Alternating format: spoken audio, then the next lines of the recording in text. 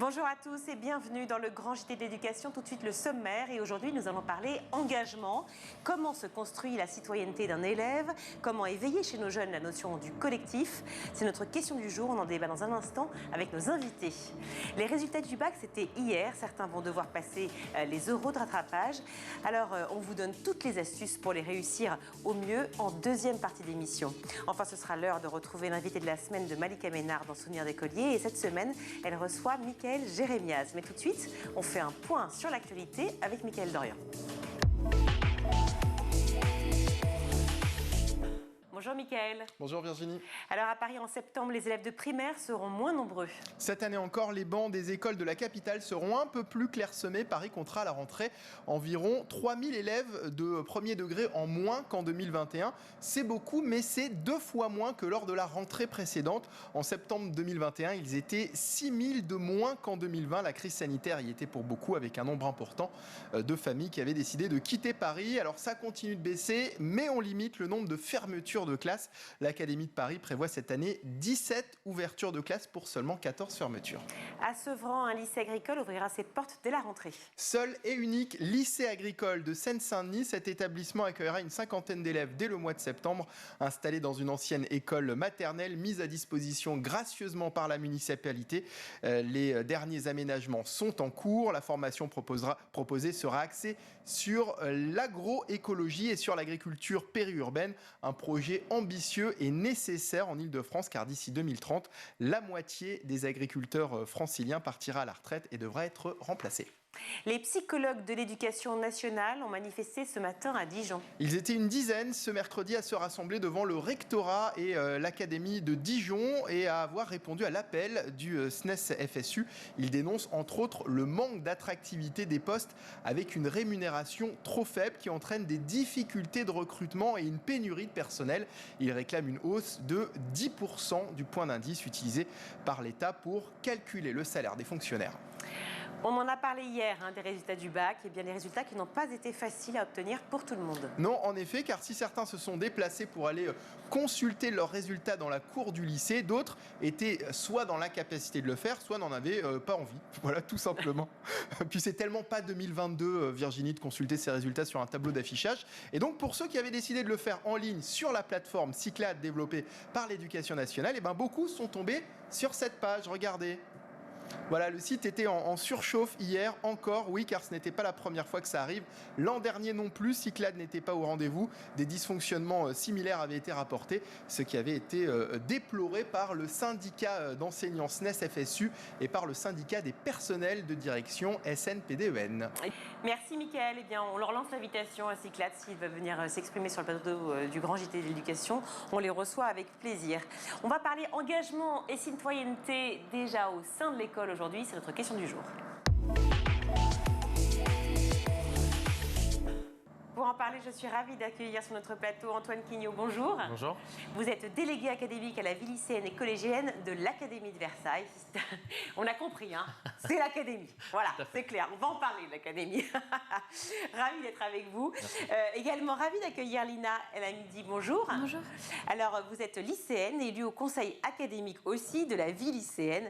Vous rentrez en terminale l'année prochaine.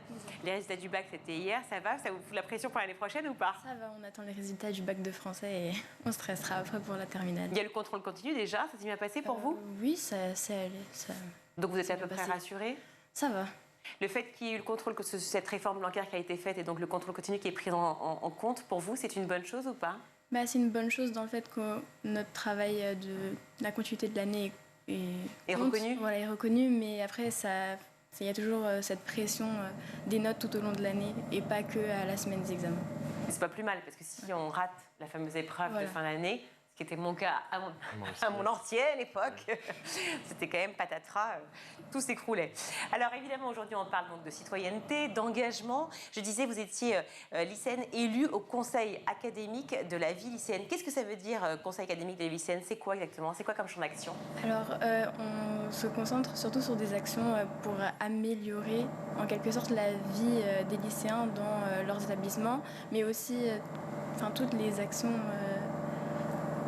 pédagogique, j'ai envie de dire. Enfin, toutes les questions, par exemple, de santé mentale, de l'égalité entre les genres et la lutte contre l'homophobie, le harcèlement, mais aussi le développement durable, toutes ces questions, on essaye de les traiter et de trouver des projets qui peuvent accompagner. Mais alors pourquoi conseil académique? Peut-être que vous avez une réponse à me donner. Oui. Bon, Ça fait une vingtaine d'années que la parole des élèves est prise en considération dans l'Académie de Versailles, plus largement dans l'éducation nationale. Donc, par établissement, on a des conseils de vie lycéenne. Ouais. Et dans ces conseils de vie lycéenne se trouvent des conseillers académiques à la vie lycéenne. Ce sont des représentants, des super représentants de ces élus au sein de l'établissement qui représentent en fait finalement l'ensemble des lycéens auprès de la rectrice de Versailles et qui sont un peu les porte-parole. Nous, sur l'Académie de Versailles, on en a 28 qui représentent les plus de 200 000, 300 000 élèves de notre académie. Voilà, donc c'est pourquoi on a un conseil académique de la vie lycéenne et donc il porte cette voix. On prend l'exemple très concret de la réforme du baccalauréat, le décalage, vous savez, des épreuves de spécialité qui étaient prévues initialement en mars. Et bien, les lycéens ont interpellé Madame la rectrice de Versailles, puis le ministre de l'Éducation nationale. Ils ont fait entendre leur voix et puis grâce à ce portage de voix par les élus au conseil académique de la vie lycéenne, on a eu les épreuves qui ont été décalées au mois de mai. Voilà, ce sont des représentants finalement. Alors vous me parlez de champ d'action justement pour parler d'inégalité, pour parler de harcèlement, pour parler de toutes ces choses en fait qui concernent les collégiens et lycéens, à la fois pour les collégiens et pour les lycéens ou pas? On travaille sur les projets et puis si la mise en place, ça peut être mise chez les collégiens aussi. Si ça peut s'exporter chez les collégiens, c'est... Votre engagement, il a démarré à quel âge? Parce que là, effectivement, vous dites que vous êtes en première, vous êtes en terminale. Mais est-ce que très tôt, vous avez cette notion finalement d'engagement? Je ne sais pas si on peut considérer le personnage de délégué comme un engagement, mais du coup, j'ai commencé dès la 6e à toujours vouloir être déléguée de ma classe. Puis arrivé au collège, c'est là où au lycée, c'est là où j'ai découvert le conseil de vie lycéenne et j'ai un peu été embarquée au fur et à mesure dans le conseil académique à la vie lycéenne. Quand on arrive en 6e, donc on a 11 ans, c'est pourquoi? Parce que vous voulez défendre les intérêts de vos camarades? Parce que tout d'un coup, vous aviez une certaine idée finalement de la société déjà? Oui, c'était surtout pour défendre mes camarades parce que j'étais un peu... J'aimais pas les inégalités et j'aimais que mes camarades se sentent représentés dans la classe. Et du coup, je voulais toujours un peu porter l'étendard de la classe devant les professeurs. Vous aussi, ça a démarré comme ça? À peu près le même âge? Exactement le même âge. Et du coup, la continuité en tant que délégué académique à la vie lycéenne et collégienne, c'est un peu le cheminement d'un engagement. Et peut-être pour compléter ce que dit Lina, l'engagement, en effet, il naît très tôt chez certains jeunes, on n'a même pas besoin d'aller les chercher. Et au contraire, là, maintenant, notre enjeu aussi en tant qu'éducation nationale, c'est d'aller chercher des jeunes, ne pas réserver l'engagement à une petite strate de la société, parce que c'est toujours les mêmes qu'on retrouve. Ils vont accumuler délégués de classe. Ça veut dire quoi exactement?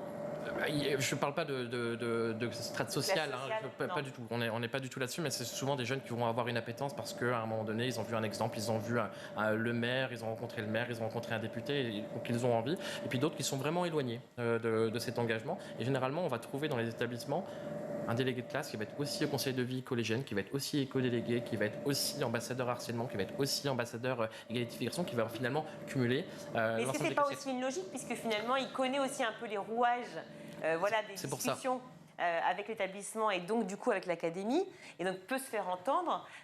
Finalement, est-ce que ça fait sens? Et c'est pour ça que notre enjeu, nous, en tant qu'acteurs de l'éducation nationale, c'est d'aller chercher et de multiplier, l'offre d'engagement. Et là, je pense qu'on est assez riche sur l'éducation nationale en termes d'engagement lycéen et collégien. Mais c'est justement d'aller chercher un peu certains élèves, de leur proposer de communiquer pour que finalement, ça ne soit pas réservé justement à seulement 20 élèves dans l'établissement et qu'on crée réellement une réelle culture de l'engagement. On y arrive. Comment vous faites alors? Qu'est-ce que vous leur dites? Eh bien, on y arrive, par l'exemple, parce que il n'y a rien de mieux que Lina pour aller témoigner auprès de collégiens ou auprès de lycéens en disant j'ai vécu une aventure extraordinaire. Lina, elle termine une mandature de 2 ans au conseil académique de la vie lycéenne. Je souhaite pour elle qu'elle soit réélue l'année prochaine. Mais voilà, son témoignage auprès de collégiens va permettre peut-être d'éveiller certaines consciences. Je pense, je crois en l'exemple, en témoignage pour justement créer un peu cet engouement. Moi, je peux aller dans les établissements. Ça aura peut-être un peu d'impact. Moi, je crois... Est-ce que vous partagez votre expérience à vous? Parce que si ça a commencé aussi en tant que délégué de classe, c'est que ça a commencé très jeune. Oui, mais je reste quand même malgré tout inaudit. Moi, je suis persuadé que rien de mieux que les élèves pour parler aux élèves. Alors moi, je peux parler auprès de mes collègues CPE ou professeurs qui justement vont s'engager, qui est très important parce qu'on a besoin d'eux pour que justement cette culture de l'engagement soit créée. Mais rien de mieux que les jeunes justement pour témoigner. Et moi, je suis très heureux que Lina justement aujourd'hui soit là pour témoigner de son engagement. Alors justement, Lina, qu'est-ce que ça vous a apporté de vous engager, vous personnellement, que ce soit à l'âge de 11 ans ou aujourd'hui, j'imagine que vous avez 16, 17 ans 16 ans. Voilà, 16 ans. Alors, je pense que d'abord, ça m'a apporté plein de nouvelles... plein de soft skills. Déjà, j'ai appris à prendre la parole, mais j'ai aussi appris à un peu défendre mes intérêts et aussi porter des projets en général. Est-ce que vous défendez mieux vos intérêts ou ceux des autres? J'aime bien défendre les intérêts des autres. Oui, toujours. Hein. On se rend compte que c'est plus facile finalement de s'occuper des autres que de s'occuper de soi. Mais c'est aussi une très belle façon, la bienveillance, de pouvoir aussi rapporter des choses à soi. Mais alors du coup, ça vous a donné cette envie de vous engager au collège et au lycée. Mais le lycée, c'est bientôt terminé. Est-ce que vous pensez continuer un peu plus tard? Est-ce que aussi vous avez hâte, par exemple, de voter? Oui, j'avoue que j'ai vraiment envie de voter déjà pour pouvoir... exprimer un peu ma parole à la plus grande échelle, mais je pense que s'investir aussi, par exemple, au sein de sa communauté, par exemple dans ma ville, ou même en général dans des associations qui ont les mêmes idées que je porte, c'est quelque chose d'important. Quelles sont vos idées exactement? Vous parlez d'inégalité. Oui, je pense que... Quelque chose qui vous tient à cœur? Oui, voilà, des causes qui me tiennent à cœur en général. Que les élèves, par exemple, aient tous accès au même niveau, au même statut à l'éducation? Oui, c'est quelque chose d'important. Il y a aussi de l'écologie qui revient souvent. Et c'est souvent des causes qui reviennent chez les jeunes et on a tous envie un peu de porter. Alors c'est vrai que c'est paradoxal parce qu'on voit les jeunes qui sont très engagés, qui ont une notion citoyenne et pour autant, alors vous avez 16 ans, mais pour autant, ceux qui sont un tout petit peu plus âgés, eh bien, ils ne vont pas voter. Comment on peut expliquer cela? On a, en effet, c'est pas nouveau, on ne découvre pas ça avec ces élections. Même pendant les élections de la démocratie scolaire, on remarque que le taux d'abstention est quand même accru. Et pour autant, comme vous le dites, on a énormément de jeunes à s'engager sur l'éducation et le développement durable. On les a vus avec les marches pour le climat. Ils ont été nombreux à aller dans la rue. Pour l'égalité filles-garçons, la lutte contre les violences sexuelles, bien sûr, MeToo a pris une place énorme chez nos jeunes. Et pas que chez nos jeunes, parce que MeToo a vraiment permis de faire avancer la société. Exactement. Qu'on adhère ou pas. Complètement. Ça a été un chemin extraordinaire pour beaucoup de Français. Je pense que la question qu'on pourra poser à Lina, mais moi je vais apporter un élément de réponse, c'est que nos jeunes, quand on les côtoie, moi j'en côtoie quotidiennement, nous disent qu'ils se sentent pas forcément représentés par l'élite politique telle qu'elle est représentée, que finalement ils se présentent à eux seulement le jour des élections. C'est vraiment des verbatims qu'on entend, et que lorsqu'on a dans certaines mairies des adjoints à la jeunesse qui ont 50 ans et qui pensent que finalement ils peuvent penser pour les jeunes, alors que finalement la jeunesse d'il y a 40 ans n'est pas la même qu'aujourd'hui. Tout ça, fait ce désaveu un peu du politique de la part des jeunes. Mais on a besoin d'avoir 20 ans pour parler à un type de 20 ans? Non, mais ceci dit, il y a quand même des choses. Vous voyez, aujourd'hui, avec l'éducation aux médias et à l'information, avec tout ce qui se passe sur les réseaux sociaux, c'est quand même pas mal de savoir ce qui se passe sur les réseaux sociaux en termes de cyberharcèlement. On peut avoir 50 ans et être informé et connaître les réseaux sociaux. Je suis bien d'accord. Moi, je suis le premier convaincu, et c'est pour ça d'ailleurs que je suis en train de militer pour la jeunesse. Mais ceci dit, c'est quand même... Je pense que c'est peut-être à Lina de répondre parce que c'est le ressenti qu'ont les jeunes et c'est ce pourquoi aussi ils se disent finalement aller voter pour un député qui se présente juste le jour des élections, qui ne parle jamais de jeunesse, qui ne parle ou qui pense pour les jeunesses. Ça c'est autre chose. Voilà. Ça c'est un autre point de vue. Ça c'est leur ressenti. Ça c'est un autre point de vue. Est-ce que c'est votre point de vue, Lina, justement? Est-ce que vous avez besoin d'avoir aussi des jeunes qui parlent aux jeunes? Si quelqu'un est plus âgé, par exemple, c'est moins convaincant? Je pense que en soi, oui. Le fait d'avoir quelqu'un qui est un peu plus proche de nous dans le générationnel, c'est plus simple de s'identifier à la personne. Après, je dis pas qu'on peut pas s'identifier à quelqu'un de plus vieux, mais c'est plus simple de se reconnaître. Puis on a quand même les mêmes codes, j'ai envie de dire.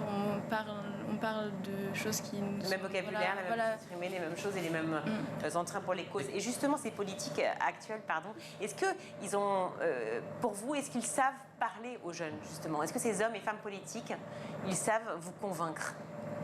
Quel que soit d'ailleurs le bord politique. Je pense qu'ils essayent, mais que parfois, ça manque un peu de... Parfois ou souvent, ou tout le temps? Là, je ne pourrais pas répondre sur la fréquence, mais je pense que parfois.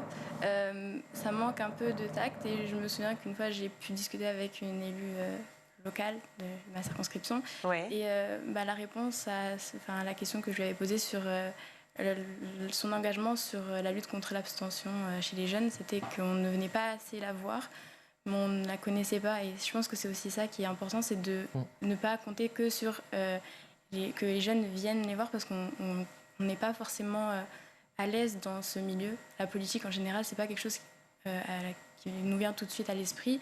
On va pas s'orienter tout de suite dessus.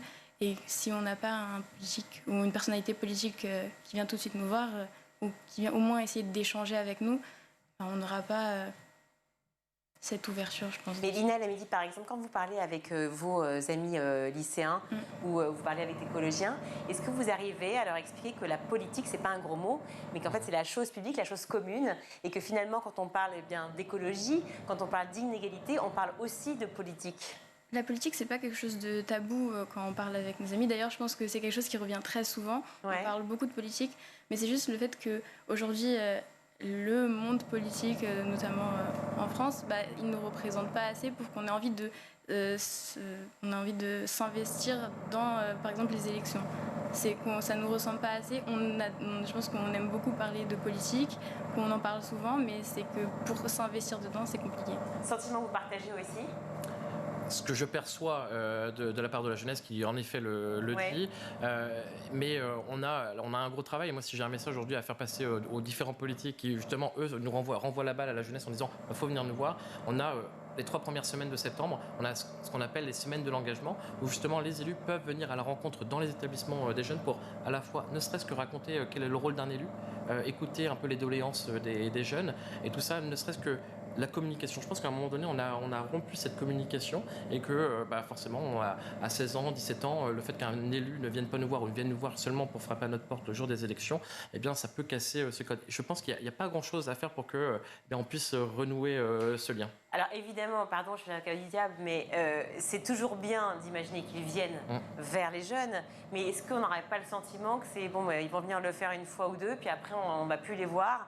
Et finalement, c'est un peu un discours politique, c'est une venue politique et basta, quoi.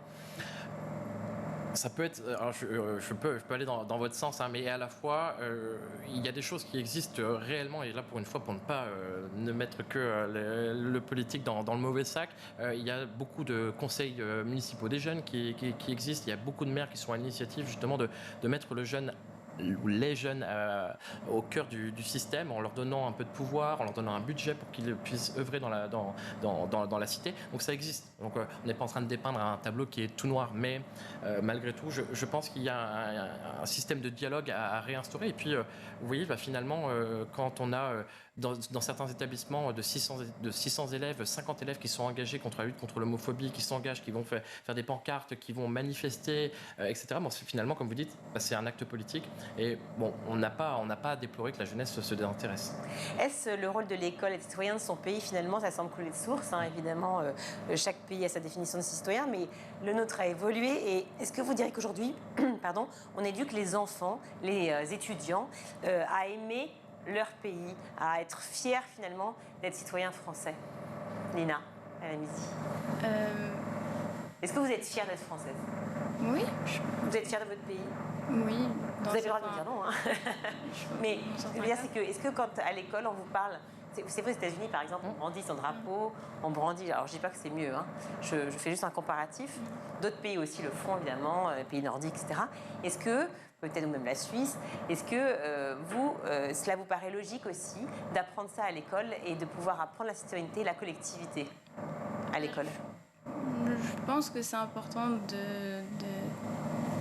Oui, je ne sais pas trop comment répondre à ça. Je pense que c'est inscrit à la fois dans les programmes. Vous savez, on a l'éducation morale et civique qui justement apprend un peu le fonctionnement de la France, nous rappelle aussi les illustres personnages qui ont pu œuvrer pour justement nos valeurs, liberté, égalité, fraternité. Là, on voit aussi le sujet de la laïcité à l'école. Tout ça, ce sont des sujets qu'on peut estimer clivants, que les jeunes peuvent estimer clivants, mais au contraire, nous, à l'Éducation nationale, on se dit que ce sont toutes ces valeurs qu'on va inculquer aux jeunes qui vont faire que on se retrouve autour de valeurs communes. Et donc, Moi, je pense qu'aujourd'hui, l'éducation nationale fait le travail sur le sentiment d'appartenance, sur le fait d'être français. Il y a toujours, en effet, peut-être quelques lacunes. Moi, je trouve qu'aujourd'hui, on fait le travail.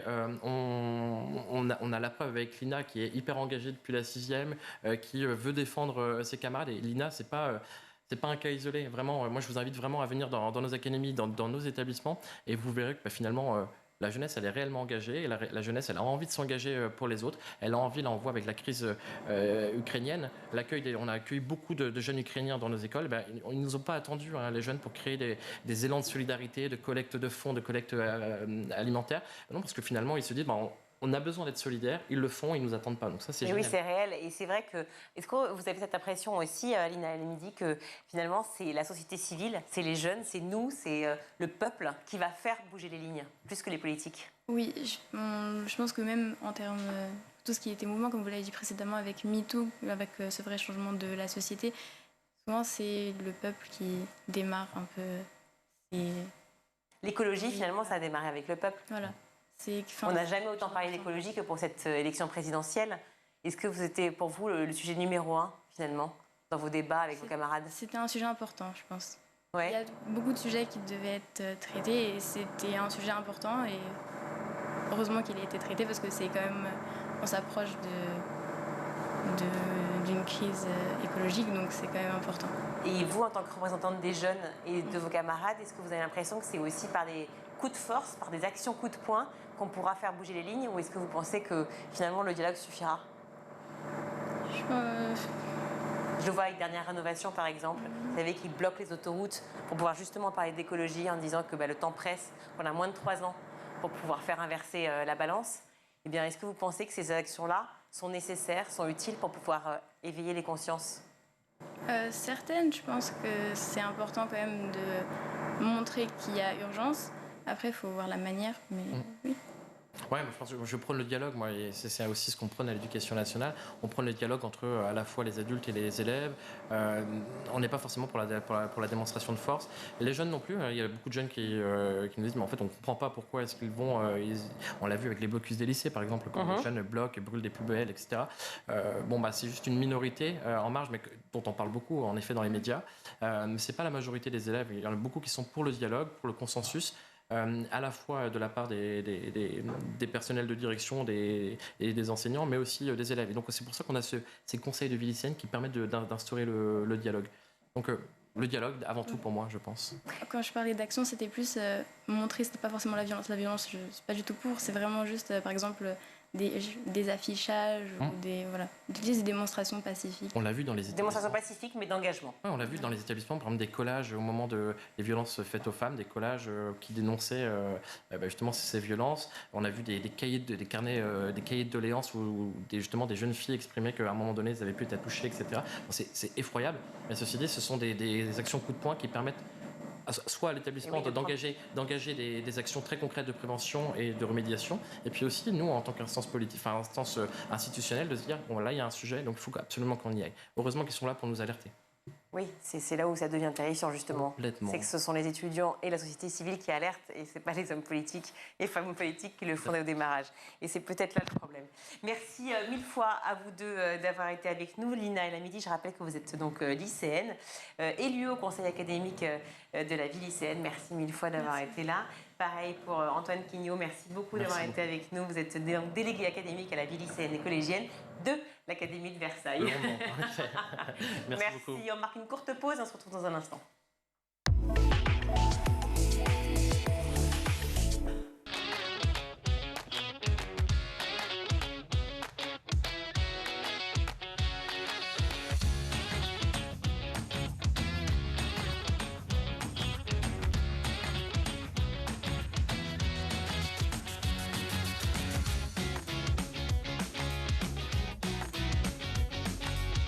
En plateau, des profs, des élus, des parents et bien évidemment des élèves. Vous avez la parole. Chaque jour dans le MAG, je compte sur vous. En compagnie de spécialistes et d'invités, je vous propose de découvrir ces technologies qui font bouger le monde de l'éducation. En compagnie de chroniqueurs et d'invités, nous tenterons de répondre à une question d'actualité qui concerne l'éducation. Nous vous donnons chaque jour la parole dans le grand JT de l'éducation. Tout au long de l'émission, on échange sur la mode, la culture, la psychologie à travers nos rendez-vous hebdomadaires. Nos chroniqueurs et moi-même, nous vous proposons des clés de compréhension et des pistes d'action en matière d'éducation. Je vous propose un tête-à-tête avec une personnalité. Elle viendra se confier sur ses souvenirs en tant qu'élève. Elle partagera ses anecdotes et sa vision de l'école d'hier et d'aujourd'hui. À bientôt sur School TV.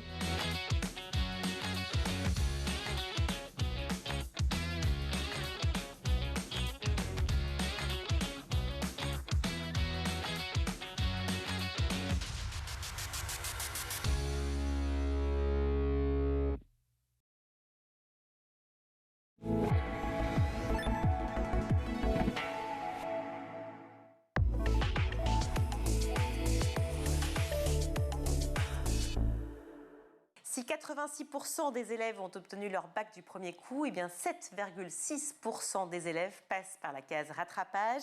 Des épreuves qui se déroulent dès aujourd'hui et ce jusqu'à vendredi. Comment bien se préparer donc à cette ultime épreuve? Pour en parler, je suis ravie d'accueillir Hélène Rose. Bonjour. Bonjour. Merci d'être avec nous. Mais je suis ravie. Merci à vous d'être avec nous. Vous êtes directrice éditoriale de Nomade Éducatif. Vous proposez une application donc pour réviser toute l'année. J'ai regardé, mais attendez, mais c'est énormissime en fait. On peut tout réviser, tous les diplômes qui existent, toutes les classes préparatoires. C'est incroyable. Comment vous avez monté ça? Avec combien de professeurs avez-vous monté ça?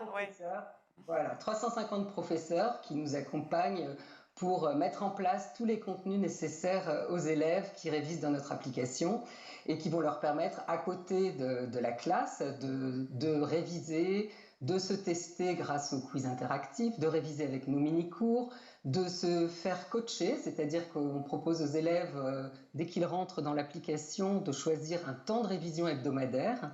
Et comme ça, ils sont stimulés toute l'année, on les aide à s'engager dans leur révision, en leur proposant, voilà, en leur rappelant d'aller réviser, et puis on les aide aussi en les stimulant. On a mis en place des challenges interétablissements, des trophées à gagner en fonction de l'implication, non pas des notes, mais de l'implication dans l'application.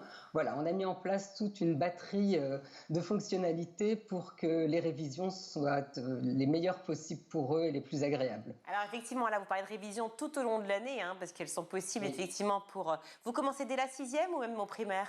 Je me souviens plus. Alors on commence dès la primaire avec le CP, donc là accompagné par les parents, et on fait toute la primaire, tout le collège, et ensuite le lycée, donc les 3 voies, la voie générale, la voie technologique et la voie professionnelle. Et on poursuit donc sur le supérieur avec également toutes ces filières. Donc on propose les BTS, les prépas, les BUT, les licences, le DCG, voilà. Beaucoup de diplômes, donc 450 en tout pour satisfaire tous les élèves. Non, franchement c'est absolument étonnant, 450 effectivement diplômes possibles. Et alors donc on télécharge l'application qui est gratuite, n'est-ce pas? Oui, tout à fait, oui. Gratuite, et on a 2 matières à choisir? Alors, vous parlez pour les euros de rattrapage? Oui. Alors, pour l'application, pour toute l'année, en fait, on se profile sur son niveau. Comme ça, on délivre, nous, le beau contenu. Donc, l'année, par exemple, je suis en terminale générale. Je choisis terminale générale. Je choisis mes spécialités. Et là, je vais avoir toutes les matières au programme de l'année. Alors là, pour les euros de rattrapage, donc pour cette ultime ligne droite pour ceux qui ont encore des épreuves à passer. Donc là, par exemple, s'ils sont profilés déjà en terminale, ils vont pouvoir réviser les matières qu'ils souhaitent, puisque là, pour l'oral de rattrapage, il y a 2 matières prévues. C'est les élèves qui choisissent parmi 4 matières en filière générale. Donc c'est le français, la philo ou les 2 spécialités qu'ils ont suivies toute l'année terminale. En voie technologique, c'est la même chose. Et en voie professionnelle, c'est un petit peu différent. Ils doivent choisir 2 épreuves, mais parmi une batterie de matières scientifiques, on va dire, donc maths, physique, économie, gestion, économie, droit, prévention, santé, environnement, et une deuxième sous-épreuve, une deuxième matière en français ou en histoire géo. Voilà. Donc ça, c'est les modalités pour le choix des matières pour les oraux de rattrapage. Alors là, justement, on parle d'oral. Les oraux de rattrapage, ils sont assez peu préparés, finalement, nos lycéens, aux oraux, bien qu'il y ait le grand oral désormais avec la réforme du bac. Est-ce que c'est pas compliqué pour eux de se retrouver justement avec ce stress du bac qui n'est pas encore acquis et avec ces 2 oraux de matière à choisir? Oui, alors c'est vrai que c'est toujours. Alors ils se sont préparés, comme vous dites, hein, pour le grand oral, mais bon, c'est 2 nouvelles épreuves orales à passer là pour les rattrapages. Donc nous avons mis au point un module de préparation à l'oral qui est gratuit dans l'application et qui va leur permettre de se rassurer et de prendre confiance avant de passer ces oraux. Donc il y a bien sûr les connaissances qui sont attendues par les examinateurs, mais il y a aussi l'expression orale qui est importante. Et donc grâce à ce module, ils vont pouvoir avoir des informations pour être le plus performant possible à l'oral, ne serait-ce que comment on rentre dans une salle, comment on se présente, comment on salue le jury, ne pas oublier de saluer le jury, voilà, regarder bien dans les yeux, voilà. Et après, bon, il y a la délivrance des connaissances, mais aussi comment se déstresser avant un oral. Donc, par exemple, comment faire? Alors, une petite astuce, donc c'est ce qu'on appelle gonfler le ballon. Donc, vous respirez, habituellement on respire plutôt par les poumons. Là, c'est vraiment respirer de manière ventrale, c'est-à-dire en gonflant le ventre. On met la main sur le ventre, on se tient debout, on respire en gonflant le ventre et on expire en le rentrant. On fait ça 3-4 fois et en fait, ça envoie un message d'apaisement au cerveau, ça détend et voilà, on se sent beaucoup plus serein. Qu'est-ce qu'attend un jury à l'oral de rattrapage, par exemple, enfin, pour les 2 oraux de rattrapage? Excusez-moi, j'ai pas entendu. Qu'est-ce qu'attendent le jury pour les oraux de rattrapage, justement? C'est-à-dire qu'effectivement, vous parlez des connaissances, mais en dehors des connaissances. Des connaissances, donc une bonne expression à l'oral, bien exposer ses connaissances de manière construite. Donc l'élève a 20 minutes de préparation. Donc pendant ces 20 minutes, il peut vraiment préparer, alors pas tout rédiger, mieux vaut faire un plan de ce qu'on prévoit de dire pour que ce soit plus clair et puis que ce soit un vrai soutien pour le passage devant l'examinateur. Donc une bonne expression orale et puis aussi une motivation, montrer que vraiment on veut le décrocher ce bac et ça c'est important aussi. Alors justement, très important pour eux, ils revoient donc les fiches. Ils ont très peu de temps pour se préparer puisque les résultats étaient mardi. Donc, et là, hier, et dès aujourd'hui, il y a déjà ces oraux de rattrapage qui commencent jusqu'à vendredi. Donc en 3-4 jours, est-ce que, bon, alors évidemment, vous allez me répondre oui, mais est-ce que vos cours, vos fiches vont permettre justement d'être suffisamment au point, au niveau pour l'épreuve? Alors, il faut aller à l'essentiel, hein. C'est vrai qu'on ne peut pas balayer tout le programme de 2 matières de toute une année. En revanche, ils ont révisé pendant l'année, donc normalement, la grande majorité des connaissances sont acquises. L'idée, c'est d'aller voir les points faibles qu'on peut connaître, que l'on a sur certains aspects du programme.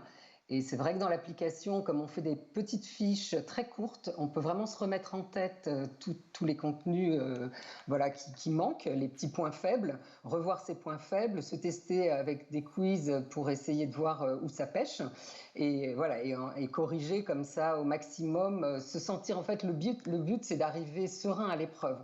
Donc c'est de se dire, voilà, je me sens vraiment prêt au maximum. Et j'ai révisé ce que je pouvais réviser dans la dernière ligne droite, voilà, en m'aidant de mes cours, de l'application pour réviser les derniers points et me préparer à l'oral. Voilà, et se ménager quand même un petit peu de bien dormir et se ménager un petit peu de temps de détente pour ne pas arriver complètement stressé et fatigué. Alors, il y a les connaissances, hein, vous le disiez évidemment, qui jouent un rôle lors de ces oraux de rattrapage. Il y a la façon de s'exprimer. L'attitude de l'élève est importante aussi. Est-ce que finalement, c'est un petit peu un peu comme pour un entretien d'embauche finalement ? Oui, tout à fait. Il faut être bien se présenter, être poli, donc saluer le jury. Enfin, voilà, je pense que c'est plein d'aspects qu'ils ont déjà mis à l'épreuve pour le grand oral et qui sont les mêmes. Là, ils sont face à un examinateur. Donc voilà, c'est rentrer dans la salle, saluer, et puis ensuite essayer de s'exprimer le plus clairement possible, être posé. Et voilà, tout devrait bien se passer. Ils ont déjà passé des oraux, donc voilà, c'est vraiment l'ultime étape là, pour eux. Alors, à quel moment l'application devient payante? Parce qu'elle est forcément payante à un moment. Petite Poitou, Hélène Rose. C'est ma dernière question. Voilà, donc à la dernière, on propose donc les quiz et les mini-cours, tout est gratuit, donc tout le programme en fait de l'année.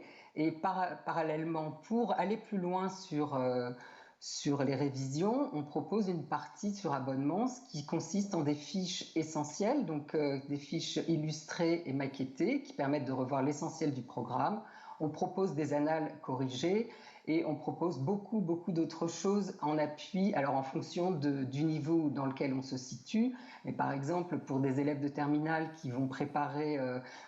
par exemple, on a un module sur Parcoursup, on va proposer aussi des contenus pour passer le TOEIC et le TOEFL, pour ceux qui sont pour passer les concours, commerce, ingénieur, voilà, des tas de contenus qui peuvent aider parallèlement, voilà, à la scolarité, tout ce qui peut aider les élèves, des aides pour l'orientation aussi, pour choisir sa filière.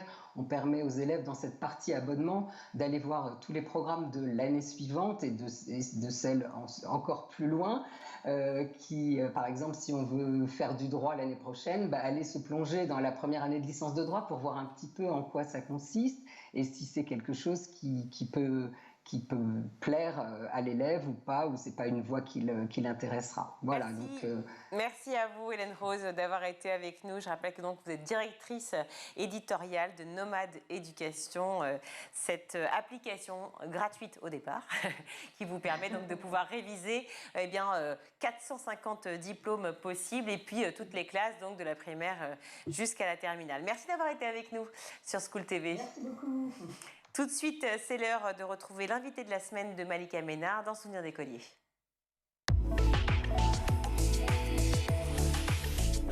Et pour en revenir au sport, ça a commencé alors à quel âge? À 2 ans. Ah oui. J'ai appris à marcher un peu tardivement, à l'âge de 2 ans. Mes parents m'ont mis au ski à l'âge de 2 ans, qui est resté mon sport préféré, même si c'est le sport qui m'a rendu paraplégique. Et le tennis à l'âge de 5 ans. J'avais mon grand frère qui jouait, mes parents qui jouaient, mais très amateur, vraiment à un très faible niveau. Mais et votre frère? Et mon grand frère, non, mon grand frère avait un niveau correct, mais n'a jamais été champion. Mon petit frère, lui, a très bien joué. Il était la même année que des Gaël, mon fils, notamment, et il s'entraînait que jusqu'à l'âge de 14 ans, donc lui jouait très bien. Et voilà, donc sportif depuis très jeune, vous faites ce que vos parents vous proposent de faire, et puis après, vous vous rendez compte que vous n'êtes pas trop mauvais, vous vous amusez, vous continuez, quoi. Vous avez fait carrière dans le sport, mais est-ce que plus jeune, il y avait un autre métier que vous rêviez d'exercer? Moi, j'aurais voulu être chirurgien. Ah, donc on revient un peu sur les traces. Mais parce que moi j'adore ça. Moi, mon plus grand regret, c'est que la médecine en France aujourd'hui, les critères de sélection, ce soit votre niveau en mathématiques, notamment. C'est-à-dire que si vous n'êtes pas bon en mathématiques, c'est fini pour vous. Mais sauf que moi, j'adore. Moi, j'ai une vraie curiosité, une vraie pour l'autre. Quand je dis pour l'autre, là, pas pour ce qui se passe forcément dans sa tête. Je pense pas que j'aurais été un très bon psy. Mais par contre, moi, je suis une infirmière. C'est-à-dire que quand je suis en vacances, quand je suis avec des amis, quand il y a le moindre pépin, c'est moi qui vais aller soigner les bobos.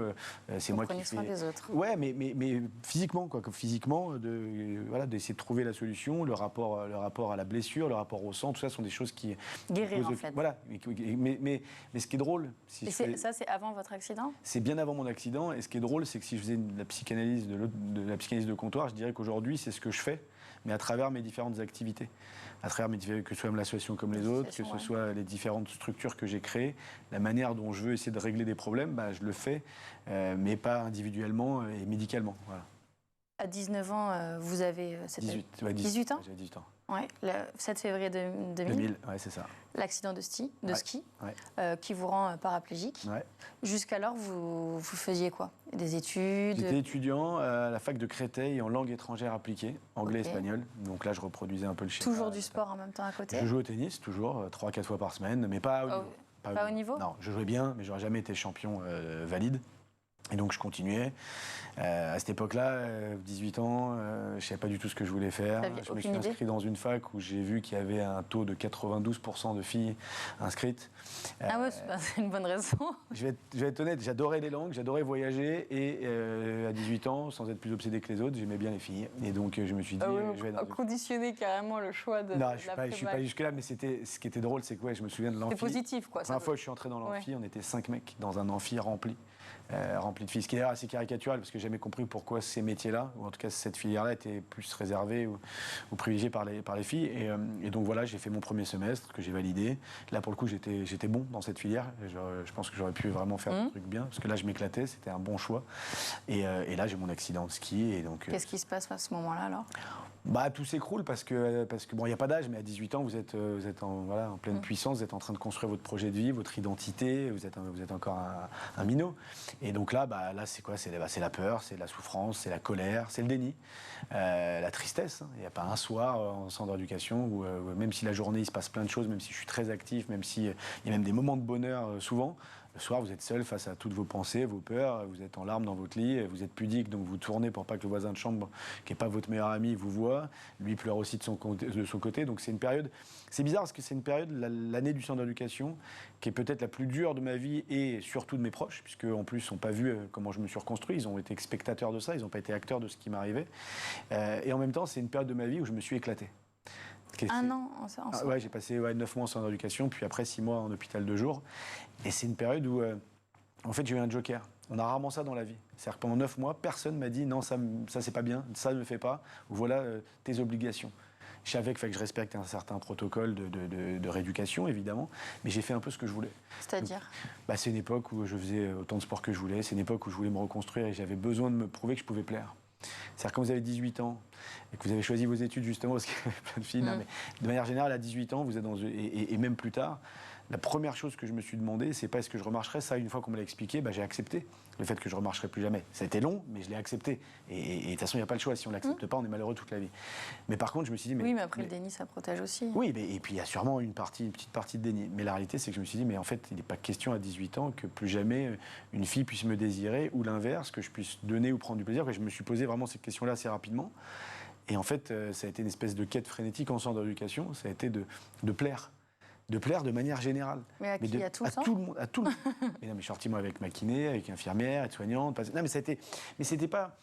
C'est quelque chose d'assez, moi de mon point de vue, d'extrêmement sain dans le sens où j'avais besoin de prouver à une société qui vous dit votre vie elle est finie, vous ne pourrez plus jamais faire ça, vous allez être discriminé dans tous les domaines. Dans le rapport à l'autre, dans le rapport à la séduction, il y avait besoin de se prouver que en fait, un mec en fauteuil peut plaire, peut prendre du plaisir, donner du plaisir, peut être papa, peut avoir une vie de couple, voilà, sentiment ou pas, bon voilà, tout ça. Et donc moi, c'est quelque chose qui m'a obsédé pendant des années. Et ça a commencé ça a continué après ? Ouais, ça a continué pendant pas mal d'années jusqu'à que je tombe pour la première fois amoureux de ma vie. Et donc de ma femme. De votre femme. Et qui je suis depuis 13 ans, c'était 9 ans après mon accident.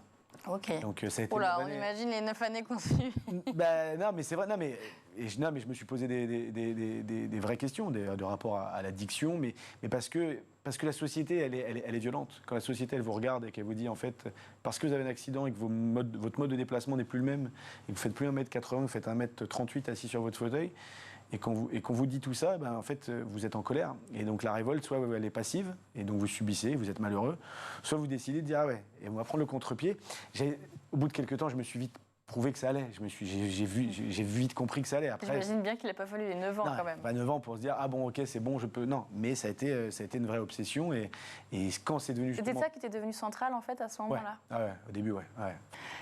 C'est la fin de ce numéro. On se retrouve demain, toujours en compagnie de Michael Jérémias pour la suite de Souvenirs d'écoliers. À demain. Merci Malika, à demain. Allez, c'est le meilleur de School TV avec le Zap.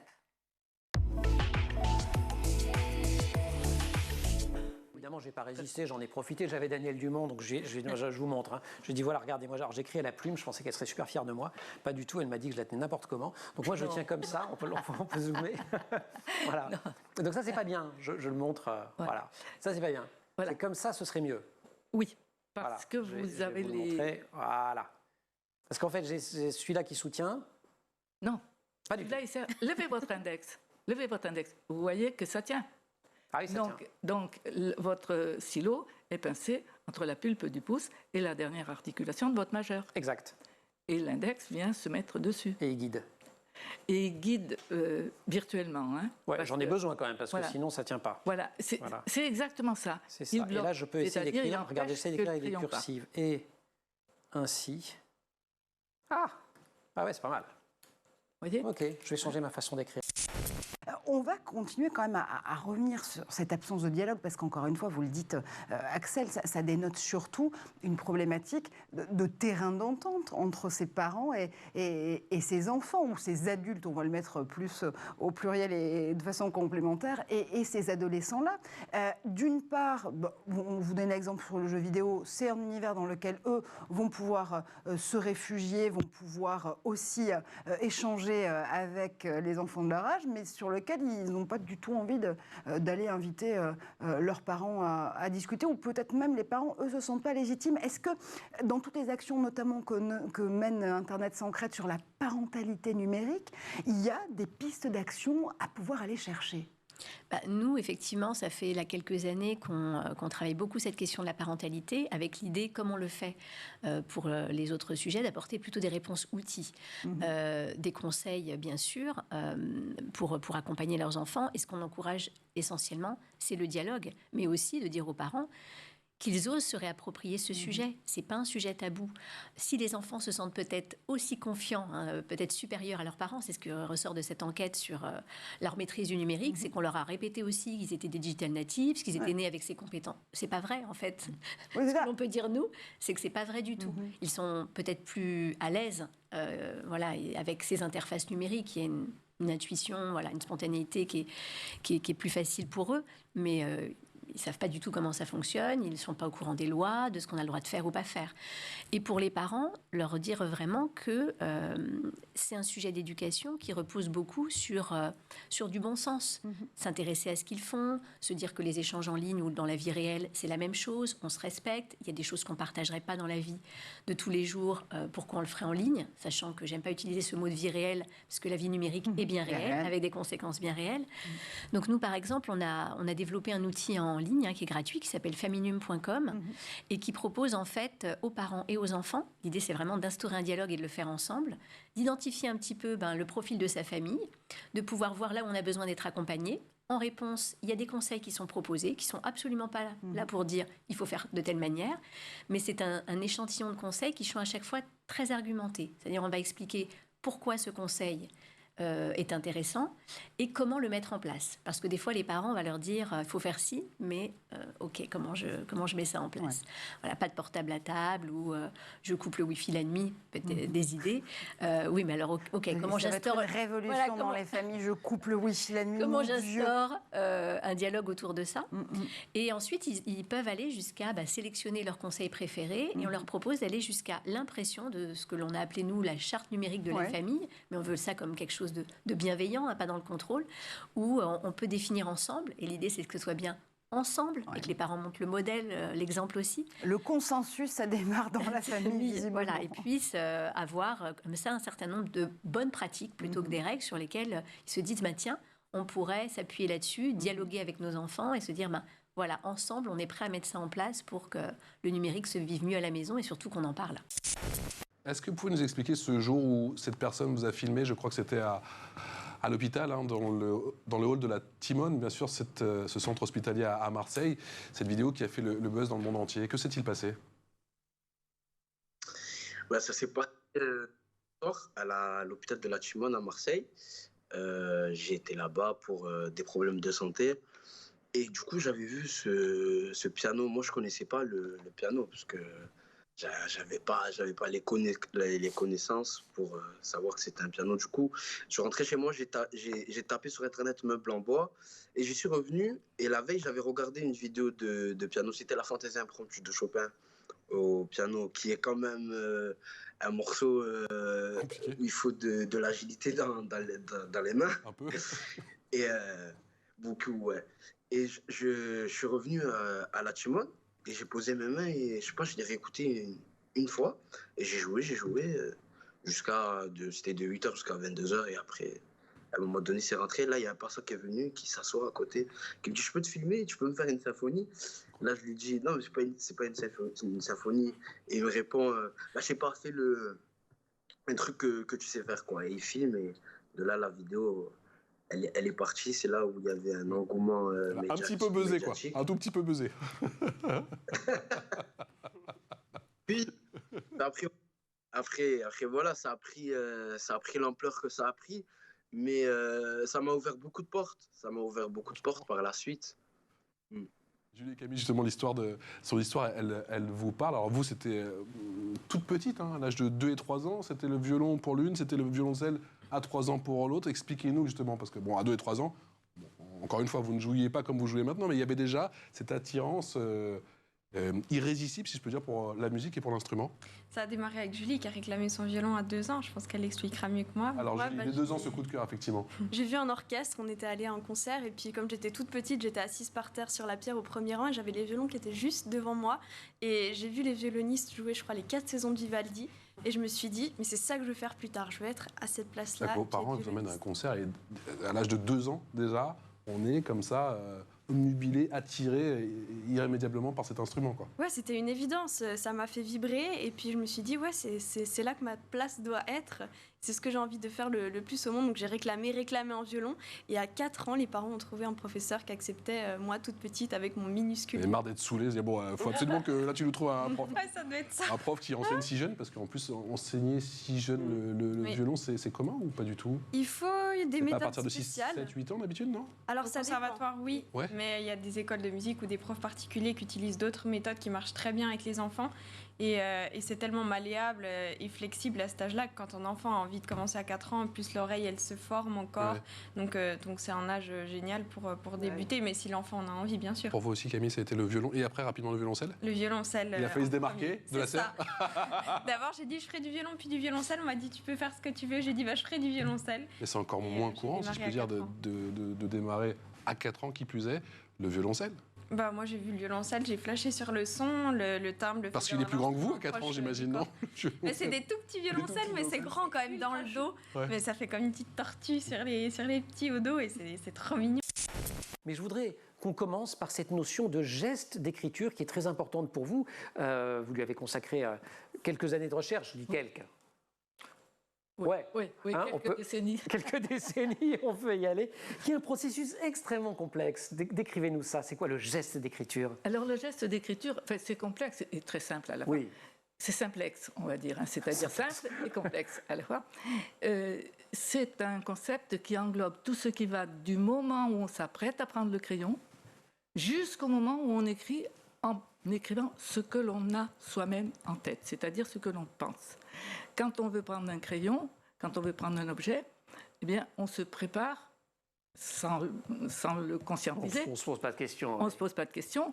Hein, si je veux prendre le micro, je vais mettre ma main comme ça. Si je veux prendre quelque chose d'assez gros, je vais mettre ma main comme ça, bien avant de l'avoir pris. C'est-à-dire, c'est sur la table, je vais approcher ma main, et bien avant de l'avoir pris, ma main sera configurée pour. D'accord ? Et puis, il y a tout un processus qui va se dérouler jusqu'au moment où on va produire le sens, c'est-à-dire écrire ce qu'on pense. Et au fur et à mesure qu'on écrit, on anticipe. C'est là la force de l'écriture cursive, d'ailleurs, par rapport au clavier dont on va parler, évidemment. Là aussi, l'idée, c'est finalement de pouvoir être mis... Ah ben voilà, exactement, c'est encore mieux en le montrant. Décidément, cette émission est vraiment faite pour ça, n'hésitez pas. Il y a vraiment l'idée de se dire qu'il faut, en fait, quasiment être mis un peu comme dans un jeu de rôle, dans la situation, pour la vivre et savoir s'en dépêtrer quand elle arrive dans la vraie vie. C'est ça, parce que ça arrive tout le temps. Alors, des gens qui vous font des petites remarques, vous savez, un petit peu piquantes, pas qui ont vraiment envie de vous harceler, mais des petites remarques qu'on prend mal, qui sont peut-être un peu difficiles à encaisser, ça arrive tout le temps. Vous allez faire vos courses, vous vous baladez en rue, il y a quelqu'un qui klaxonne très fort, vous avez un voisin qui met sa musique à fond, on a envie d'apprendre à ne pas se laisser faire. Ça ne veut pas dire créer un conflit. Ça veut juste dire, là, c'est ma limite. Donc, tu peux faire tes réflexions là, mais pas moi. Parce que moi, je ne vais pas me laisser faire. Donc, il n'y a pas d'escalade. Donc, l'idée, c'est de pouvoir répondre en une phrase, mais sans créer de conflit. C'est-à-dire Juste fixer ça. Avec quelle méthode vous y prenez, justement, quand vous dites que vous allez composer? Vous brainstormez toutes les deux, vous vous projetez tout de suite sur scène, vous dites tiens, cet album, je veux l'écrire, je veux le composer, parce que j'imagine tout de suite comment ça va donner sur scène avec ma sœur. On fait plutôt séparément. Julie, elle compose ou elle écrit. Moi, je fais les arrangements après. Tiens donc, on se sépare. Ouais. Je crois que vous étiez inséparables. Quand même. On est fusionnels, mais on a chacune nos points forts qui sont différents. Ouais. Donc souvent, quand il y a une compo qui me vient, une mélodie ou un texte, je commence là-dessus, j'écris, je montre à Camille, et après, on va faire les arrangements ensemble, on va avancer ensemble dessus, elle va écrire les partitions. Donc on a chacune un petit peu nos rôles qui sont définis. Oui, puis on aime mieux arriver avec quelque chose, une idée, puis après de demander l'avis à l'autre objectif, mais qui soit extérieur, et c'est toujours important. Et qui a le dernier mot? Dites-nous. Oh, ça dépend. Oula, on sent les caractères là. Un peu les deux, c'est vrai? Oui. Ouais. Ah bah oui, on a un gros caractère toutes les deux. Donc, mais par contre, on est suisses toutes les deux aussi, ce qui permet d'arriver à des compromis. Oui. Voilà. Vite fait, j'imagine comment ça se passe les tournées justement. Est-ce que c'est la partie que vous préférez ou est-ce que c'est justement la partie composition quand vous êtes justement séparés et que chacun fait des propositions? C'est d'avoir les deux. Si on fait beaucoup de compos, la scène nous manque. Si on fait beaucoup de scènes, on a envie de retourner un petit peu plus intériorisé et puis on a des idées qui nous viennent en voyageant aussi. Ouais. Donc c'est un peu les deux. Le studio, c'est génial aussi, mais c'est un travail différent parce qu'on se concentre uniquement sur le son et pour que ça soit le plus parfait possible. Mais là, on est surtout sur scène et ça, c'est génial. Ouais. La scène, c'est physique, mais on arrive, je sais qu'à chaque fois on dit qu'on est dans sa bulle, vous allez me dire si c'est le cas ou pas, mais on arrive justement à se connecter avec l'auditoire, le public. Bien sûr. Ouais. C'est quelque chose de super fort. C'est systématique ou ça dépend des salles, des salles plus dures que d'autres Ouais, et puis on leur parle, du coup ils réagissent différemment, donc nous aussi, mais on sent qu'ils nous donnent de l'énergie et puis on essaye de leur en renvoyer. C'est important le mot dialogue que vous avez prononcé, on en parlait aussi dans la première partie de cette émission, parce que c'est tout l'objet de ce qui nous lie cette fois-ci. Geneviève, en effet, c'est rétablir ce dialogue, un dialogue intergénérationnel aussi. Ah oui, alors complètement. C'était ça l'idée au départ, c'était de retrouver du contact entre les personnes qui n'ont pas forcément le même âge. Alors parfois les relations se cristallisent un petit peu, surtout quand on était donc pendant le confinement un peu enfermés et donc de facto obligés de vivre les uns avec les autres, voire les uns sur les autres et les uns sans les autres quand on a des ados qui restent tout le temps dans leur chambre. Alors que finalement, en tant qu'adulte, on n'est pas tellement différents, ça fait pas tellement longtemps qu'on était ados, enfin certains plus que d'autres, et puis retrouver ce lien simplement en se posant des petites questions et en retrouvant ce dialogue, c'était vraiment mon idée de base. Et je dis, il faut faire quelque chose. Et quand vous posez des questions comme ça de façon informelle, ça ne fonctionne pas toujours. On dit, oh, ça va, la barbe lâche-nous un petit peu, et puis avec tout le vocabulaire fleuri qu'on peut imaginer. Alors qu'en tant que parent, parfois, on est désespéré. On dit, on vit avec des jeunes, on les connaît, mais on ne les connaît pas tellement, finalement. C'est quoi cet ado qui est chez moi, avec lequel j'ai envie de retrouver une relation? Lui, il n'en a rien à faire du tout. Donc, qu'est-ce qu'on fait? Donc, j'ai commencé le jeu de cartes, mais de façon, totalement informelle, aléatoire. Et puis, petit à petit, ça s'est formalisé. J'avais fait 4 jeux, donc je dis, allez, paf, c'est parti le 5e, qui fonctionne aussi bien dans les familles, puisqu'on a fait énormément de tests au départ, dans les familles, que dans les groupes d'amis, et que en classe, dans les organisations, dans les entreprises, etc. Ça a été la surprise. Avec des questions du type, tiens, si autour de cette table-là maintenant, quand on est en train de manger par exemple, si tout le monde avait l'âge que la personne la plus jeune, est-ce qu'on serait amis? En fait, tiens, si on avait tous et toutes 11 ans là maintenant, est-ce qu'on serait copains? Et puis, tiens, ton premier baiser, grand-mère, c'était comment? Alors ça, c'est vraiment très très drôle. Quelle est la musique que tu écoutes maintenant? Est-ce que tu as une danse particulière? Est-ce qu'on peut tous le faire? Voilà, c'est ce genre de questions. Mais alors, c'est tout simple, c'est facile à mettre en route. Ça peut durer 3 minutes, ça peut durer 3 heures, parce qu'il y a quand même 159 questions, et on n'a jamais vraiment fait le tour. Et chaque fois que vous jouez avec quelqu'un d'autre, c'est différent. Merci pour ce zap, c'est la fin de ce grand JT. On se retrouve demain, Gaël. À demain. Avec plaisir. Canal 247 sur les Freebox, schooltv.com, les réseaux sociaux, LinkedIn, Instagram, bien sûr. Vous nous écrivez et on vous répond. Merci à toute l'équipe de School TV, Romain Luc à la réalisation, Héloïse Merlin au son, Thaïs Saed au make-up et à la rédaction Emma Guessel et Agathe Delannoy. Très très belle soirée à vous.